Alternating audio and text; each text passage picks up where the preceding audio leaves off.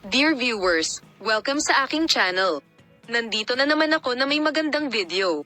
Napag-alaman na ikakasal sina Tuba Buyak Ustan at Enjen Accurek sa Tagaraw.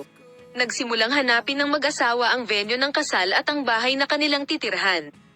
Tuba Buyak Ustan at Enjen Accurek, na halos ilang taon nang magkasama, ay ikakasal sa mga buwan ng tag-init. Ang mag-asawa, na sumalubong sa 2024 sa Bali at nagpatuloy sa kanilang bakasyon, ay nagpasya na magpakasal. Ang balita ng kanilang kasal ay nagpasigla sa kanilang mga pamilya, na nagbakasyon sa ibang bansa sa bawat pagkakataon.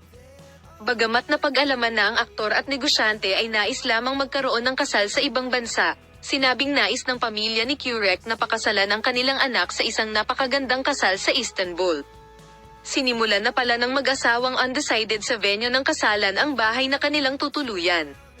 Ang parehong desisyon ng kasal nina Enjen Accurek at Tuba Buyak Ustan ay isang malaki at bagong punto sa social media. Ang lahat ay sabik na naghihintay para kay Enjen Accurek at Tuba Buyak Ustan na magpakasal sa lalong madaling panahon at makita ang mga larawan mula sa kasal.